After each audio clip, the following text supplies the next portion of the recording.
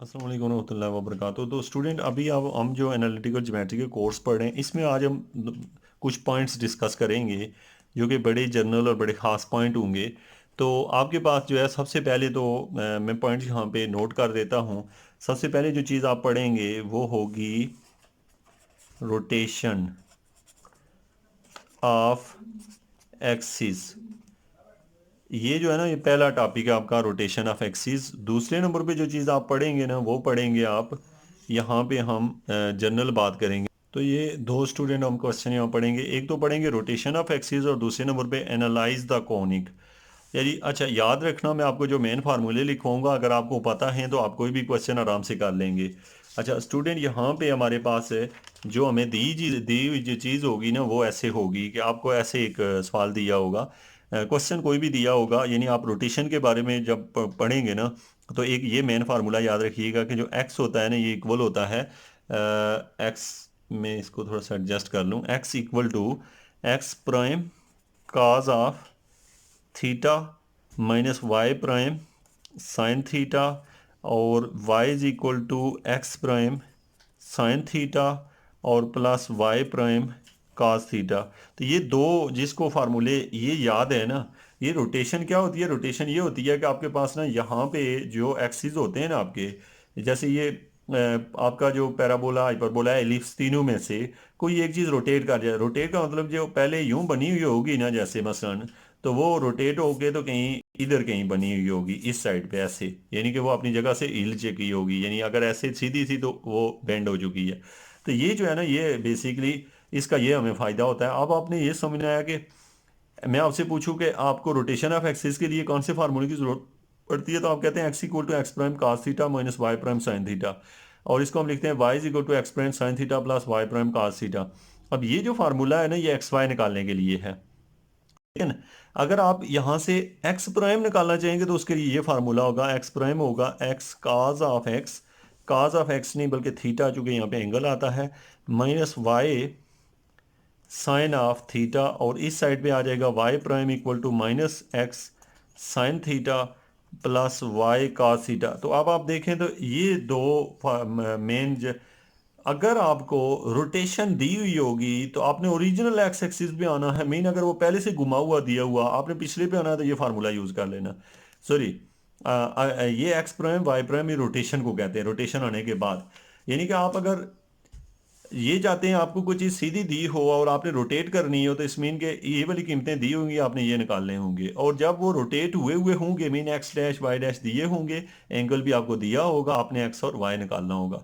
तो मेन हमारा जो बेसिक पर्पज़ है आप उसको सीखें कि आप लोगों के साथ असल में इशू ये है कि जो हमारी शेप्स होती हैं जिनको हम पैराबोला हाइपरबोला एलिप्स पढ़ते हैं वो अपनी जगह से आगे पीछे हो चुकी होती हैं, रोटेट कर चुकी होती है, मतलब ऐसे जो चीज़ होती है वो ऐसे रोटेट होके आ चुकी होती है। जब वो रोटेट कर चुकी होती है स्टूडेंट, तो हमारा जो असल फोकस होता है कि रोटेट होने के बाद उसकी कीमतें क्या होंगी। तो हम कहते हैं कि अगर रोटेट होने के बाद की कीमतें हमें दी हुई, यानी ये जो एक्स प्राइम वाई प्राइम है ये रोटेट होने के बाद की कीमतें हैं, ये हमें अगर दी हुई होंगी तो हम original X axis Y axis निकाल लेते हैं। और अगर हमें क्या दिया होगा, अगर original X axis Y axis दिए हुए हैं तो रोटेट होने के बाद क्या वैल्यू आएंगी वो भी निकाल सकते हैं। तो ये दो मेन जनरल टॉपिक थे, इनका मैं अभी आपको बताऊंगा इनको एग्जांपल के साथ। अब बल्कि मैं पहले इसी को एक्सप्लेन कर लूँ ताकि ये हो कि आपका ये टॉपिक जो है ना वो ख़त्म हो जाए और उसके बाद ताकि हम अगले टॉपिक पे जाएं। अब स्टूडेंट जो हमारे पास है, बल्कि इसको भी हमें साथ में डिस्कस कर लूँ क्योंकि मुझे ये है कि इसके एक ही क्वेश्चन में दोनों हम कर लें।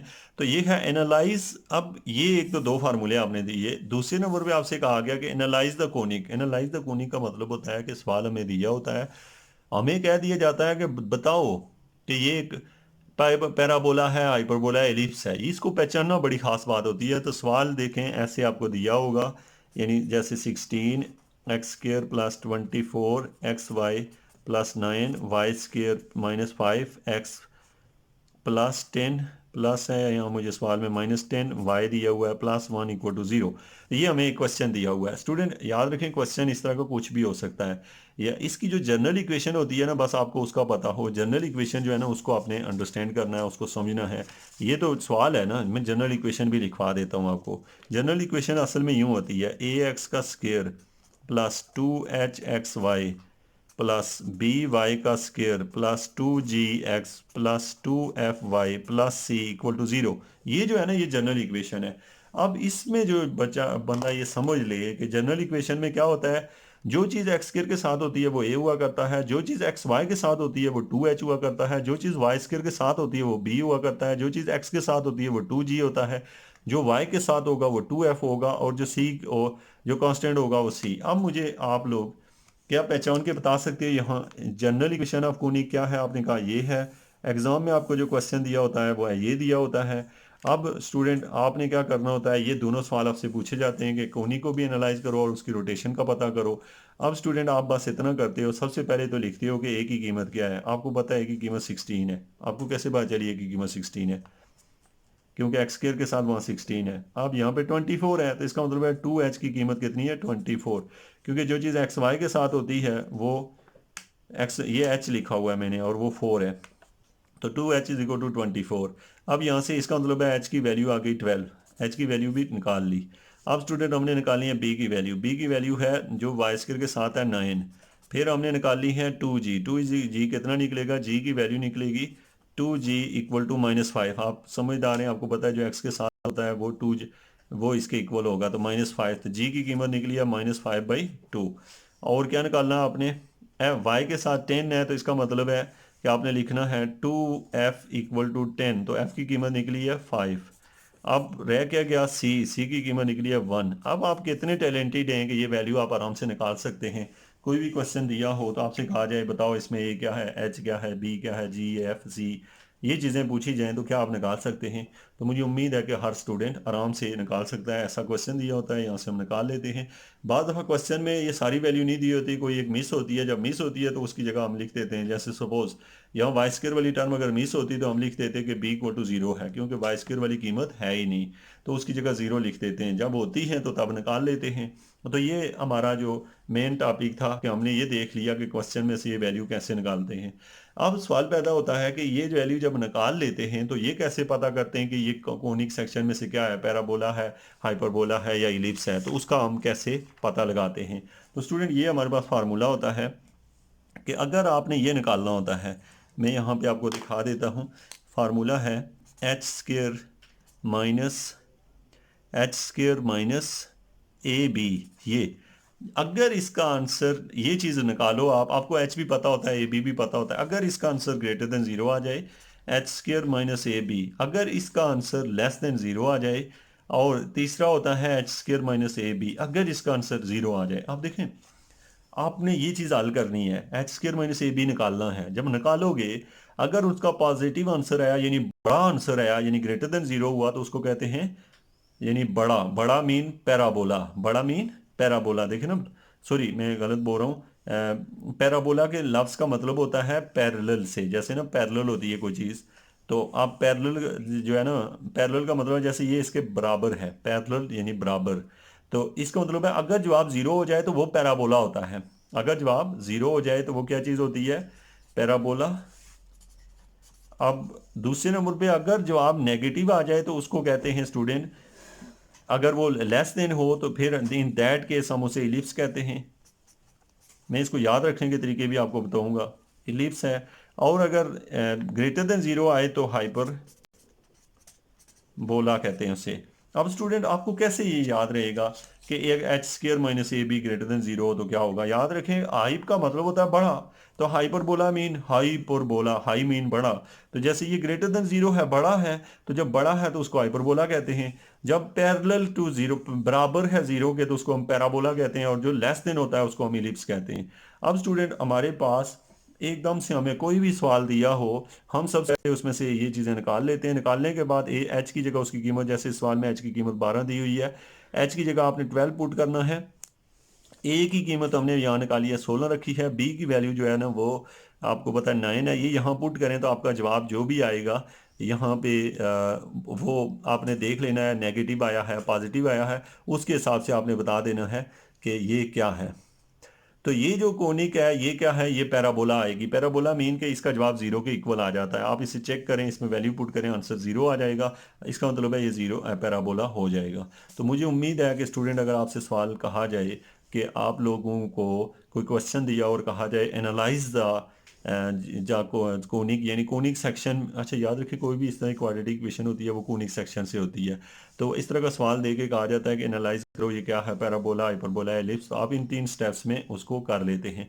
अब स्टूडेंट सवाल पैदा होता है रोटेशन ऑफ एक्सिस से यहाँ क्या मुराद है, उसकी तरफ हम बढ़ेंगे। और उसके लिए सबसे पहली बात है कि आपने क्या क्या स्टेप्स लेने होते हैं। और सबसे जो बुनियादी चीज़ होती है स्टूडेंट, हमें जो रोटेशन निकालने में जो बहुत बड़ा मसला होता है हमारा, वो हमें कास थीटा और साइन थीटा निकालना होता है। यानी कि हमें अगर कास थीटा साइन थीटा मिल जाए ना, एक्स प्राइम और वाई प्राइम चाहिए होता है, तो मतलब ये हमारे पास फार्मूले हैं। या तो हमें एक्स वाई की कीमत चाहिए होती है और साथ में कास थीटा साइन थीटा, या x prime cos theta sine theta. तो अब हम कैसे, ऐसा सवाल तो ये दिया हुआ है, यहाँ से कास कैसे निकालते हैं, साइन कैसे निकालते हैं, इस चीज़ को आपने अभी नोट करना है और देखना है ये कैसे निकालते हैं। तो देखते हैं स्टूडेंट ये कैसे निकाला जाता है। इसको निकालने का हमारे पास प्रोसेस है कि आप ये काम किया करेंगे कि आप फार्मूला यूज़ करेंगे टेन, ये फार्मूला होगा tan 2 theta equal to 2 HA-B, और ये इक्वल है। अब आपको पता है स्टूडेंट, ये फार्मूला यूज़ करेंगे आप, यानी आप निकालना क्या चाहते हैं, कास थीटा और साइन थीटा की वैल्यू चाहिए आपको, क्योंकि वो फार्मूले आपको पता है वहाँ कास थीटा और साइन थीटा चाहिए होता है।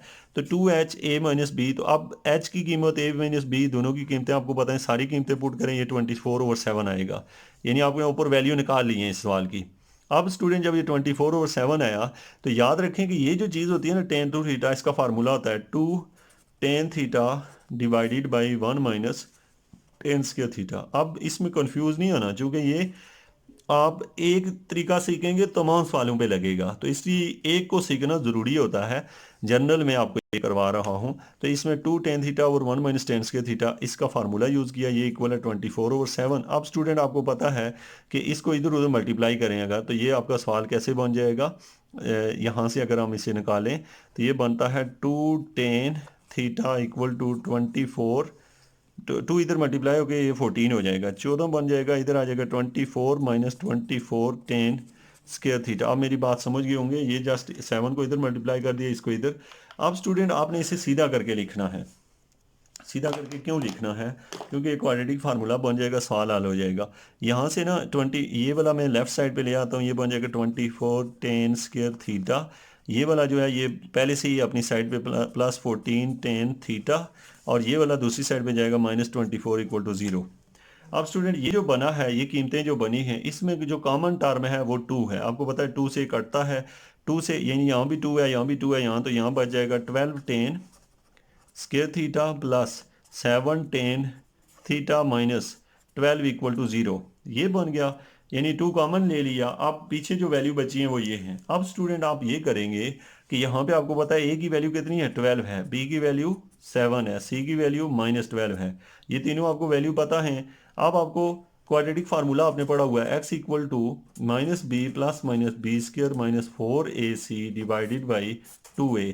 याद रखना यहाँ एस तब लिखते हैं क्वाड्रेटिक फार्मूले में जब सवाल किस तरह दिया हो, जब इस तरह का दिया होता है तब ये यूज़ करते हैं। लेकिन अगर यहाँ x की जगह टेन दिया हो तो क्वाड्रेटिक फार्मूला क्या होगा, tan theta equal to -b plus -√b स्क्र -4ac डिवाइड बाई 2a।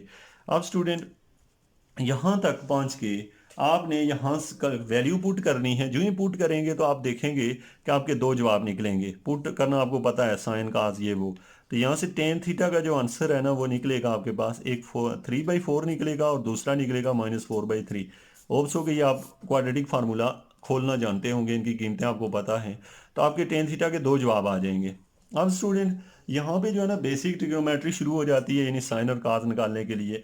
लेकिन चूंकि मैं फिर बता दूं, मैं लेक्चर को यहाँ पे इसलिए एंड कर रहा हूँ ताकि इसका जो दूसरा पार्ट है वो मैं नेक्स्ट लेक्चर में इंक्लूड करूँगा, ताकि स्टूडेंट के ऊपर बोझ ना हो जाए।